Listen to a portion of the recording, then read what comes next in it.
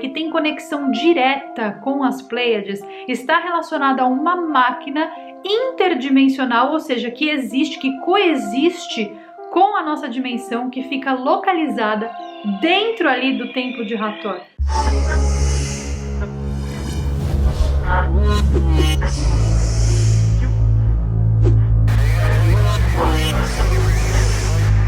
A 100 quilômetros ao norte de Luxor, do lado leste do rio Nilo, existe uma cidade chamada Dendera. E foi nesse local que em 1798 as tropas de Napoleão encontraram um templo enterrado nas areias do deserto. As tropas de Napoleão pararam para descansar, admiraram as paredes ornamentadas do templo e então um curioso artista que estava ali junto, chamado Dominique Vivant Denon, desceu do cavalo com seu bloquinho de anotações e a curiosidade desse homem levou essa tropa inteira a uma descoberta extraordinária. Eles descobriram o Templo de Hathor e nesse templo eles encontraram algo ainda mais interessante: o desenho de um zodíaco. Esses desenhos na parede desse templo continham um segredo bizarro. O segredo de trabalhadores do universo e uma verdadeira linha do tempo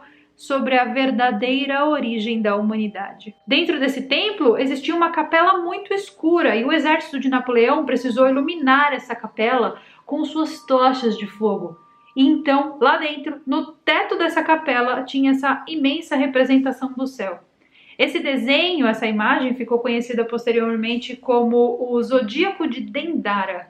E no entorno dessa roda, de uma maneira bem simbólica, nós temos ali todos os 12 signos do zodíaco, juntamente com as constelações, obviamente, e os 36 diáconos. Esses diáconos eram os deuses que representavam cada um deles 10 dias do ano. Então, 360 vezes 10 tinham os 360 dias do ano. Cada deus egípcio tinha 10 dias do ano de comemoração. Essa descoberta, depois de algum tempo, virou a fixação de vários arqueólogos do mundo todo. Só que naquela época ninguém conseguia traduzir ainda os hieróglifos que existiam dentro desse templo, porque eles ainda não tinham encontrado a Rosetta Stone, aquela pedra lá, né, que traduz tudo. E essas descobertas, elas ficaram muito tempo adormecidas ali dentro daquele templo. E quando esse zodíaco foi descoberto, quando eles conseguiram traduzir o zodíaco e as informações ali contidas naquela pintura, eles perceberam que aquele zodíaco puxava a data da origem da civilização, dessa civilização moderna que a gente tem, para pelo menos 14 mil anos antes da data que nós realmente achamos que a civilização tinha começado. E essa descoberta deixou a ciência perplexa. Foi esse zodíaco, inclusive, que introduziu a ideia de Atlântida, o continente perdido. Alguns estudiosos acreditam que o zodíaco de Dendara serve para nos dizer que existiram civilizações no passado e que humanos estiveram aqui no planeta Terra muito tempo antes do que nós achamos que, de fato, a humanidade teria começado. Esse zodíaco conta uma história que aconteceu há 14 mil anos atrás e que esse templo, inclusive, teria sido construído muito antes da data que realmente os arqueólogos acham que ele tivera sido construído. Bom, esse templo estava lá há muito tempo, né? Só que ele foi reconstruído várias e várias vezes. Então, se você colar lá no templo e você observar, você vai pensar que, na verdade, esse templo ele é um templo grego, porque ele possui ali alguns detalhes, né, da arquitetura grega. Só que não, ele foi reconstruído pelos gregos e ele existe há muito tempo. Então a ideia é que toda civilização que parava lá, olhava esse templo e falava: nossa, que negócio caído, deixa eu dar uma arrumada. E eles construíam, né, reconstruíam o templo e deixavam ali mais com a característica do povo que estava reconstruindo. Esse templo, ele tem quase que uma obsessão pelo céu. É como se o templo estivesse diretamente conectado, ligado com o céu. Cada uma das constelações desse zodíaco está disposta de uma maneira perfeita e precisa, formando uma espécie de uma espiral, que não é circular, elas têm o formato de uma espiral. E o centro é marcado por um bezerro bem grande. Sendo assim, a primeira constelação ali do zodíaco de Dendera seria a constelação de Câncer. Ou seja, a constelação de Câncer teria dado origem a esse zodíaco. E Analisando essa história nos levaria para o ano 8000 a.C., que é misteriosamente a mesma data do que quando a agricultura, ou o fim do nomadismo como antes era conhecido, o agrupamento das civilizações, apareceu misteriosamente no Egito Antigo. É uma data, inclusive, que coincide com o período que os seguidores do deus Horus apareceram em toda a extensão do rio Nilo. E eles foram reconstruindo templos e adicionando a informação de Horus no templo. O templo de Dandara possui uma conexão bizarra com as estrelas, por quê? Porque, de acordo com a mitologia grega, não existia apenas um Hathor, mas sim existiam 7 Hathors. E essa informação que eu estou passando para vocês, embora conste na mitologia grega, também está nesse livro aqui, que é um livro que eu amo de paixão, que fala sobre Gods and Heroes, heróis e deuses. O mito desses 7 deuses, 7 Hathors, não está apenas conectado a esse templo, mas sim tem sua origem em diversas culturas do mundo. Essas divindades que eram femininas, elas possuíam características tão estranhas, mas tão estranhas, que certamente elas não eram humanas. Você provavelmente já deve ter ouvido falar daquele arqueólogo egípcio Abderrahman Amin.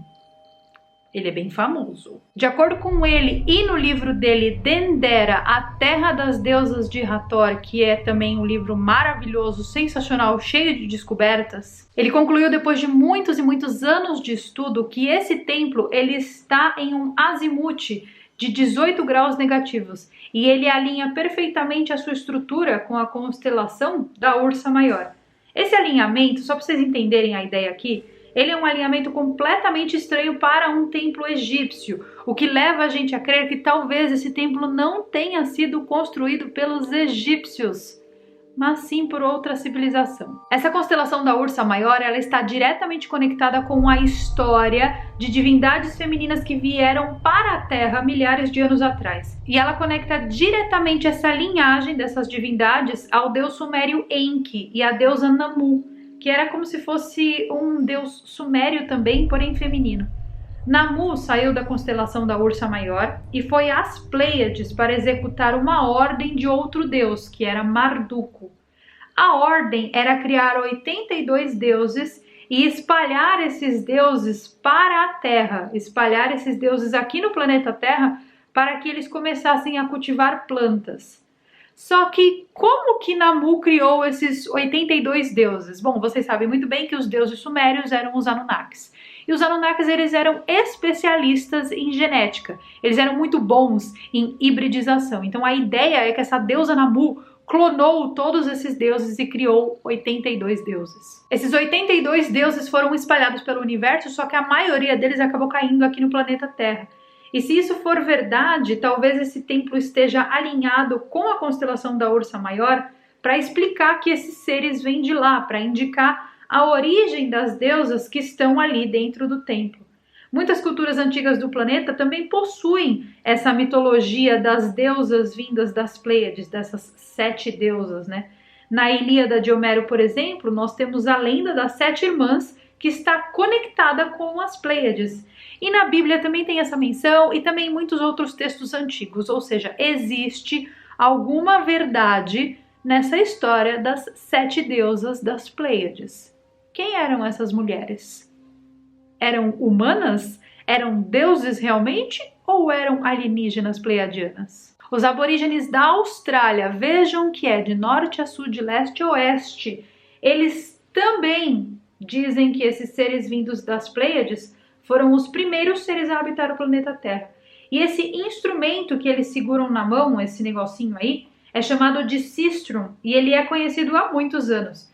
Ele era utilizado em cerimônias para ativar sons. Eles ativavam a vibração das Pleiades com esses instrumentos para modificar coisas aqui no planeta Terra. Bom, quem foi responsável por trazer esse sistrum, esse instrumento para a Terra, foram as 7 deusas de Hathor. Elas tocavam esse instrumento e aí esse instrumento produzia a mesma vibração das Pleiades para que elas pudessem se lembrar da casa delas. Ou seja, se lembrar de onde elas vieram, né? Essa vibração, inclusive, continua presente até os dias de hoje lá no templo. As pessoas que entram no templo alegam sentir essa vibração. E essa vibração causa dor de cabeça, tontura e até desmaio nas pessoas que frequentam o templo. Esse templo, ele foi construído de uma maneira muito interessante, porque ele mantém essa vibração lá até os dias de hoje. Mas a parte mais louca da história, que tem conexão direta com as Pleiades, está relacionada a uma máquina interdimensional, ou seja, que existe, que coexiste com a nossa dimensão, que fica localizada dentro ali do templo de Hathor. O nome dessa máquina é Zeda, Z-E-D-A. Por diversas vezes, vários pesquisadores conseguiram medir frequências diferentes dentro desse templo. Essas frequências eletromagnéticas que eu comentei que interferem nas pessoas são medidas. Não é uma coisa assim da cabeça das pessoas que chegou lá e sentiu. Não, tem medição, tem prova. Existe algum tipo de frequência bizarra dentro daquele templo que interage com o eletromagnetismo aqui dessa dimensão e faz com que as pessoas se sintam diferentes. O templo de Hathor, ele representa o nosso relacionamento direto com o som, com a frequência vibratória do som. E é nesse lugar que existem paredes imensas demonstrando deusas utilizando um aparelho capaz de produzir sons, vibrações, que são capazes de promover cura para as pessoas. A parte louca da história, e para concluir essa história, é que pessoas que aqui no planeta Terra tiveram experiências subjetivas com pleiadianos, ou seja, durante uma experiência de abdução e relataram estar na presença de pleiadianos, essas pessoas tiveram contato com aquela máquina, com aquela coisa que tem mais ou menos esse formato disso que está aparecendo aí na tela para vocês verem, que seria aproximadamente o formato da Merkaba,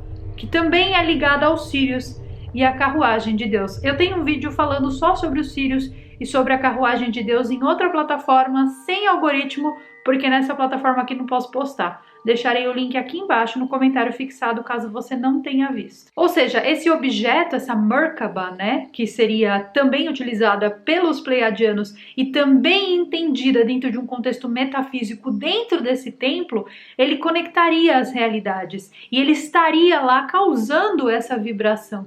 Bom, é muito interessante porque as pessoas que tiveram experiências subjetivas com pleiadianos também relatam terem visto esses objetos antes e depois da experiência. Mas, obviamente, eu quero saber o que você pensa disso. Você acredita nessas histórias? Você acha que realmente esses templos, eles contam uma história diferente da humanidade e que eles foram construídos exatamente para que a gente não esquecesse? E se sim, por que é tão difícil que essas respostas cheguem até nós? Comenta aqui o que você acha dessa história, já aproveita e compartilha esse vídeo com os teus amigos e eu vejo vocês então nos nossos próximos vídeos. Goodbye!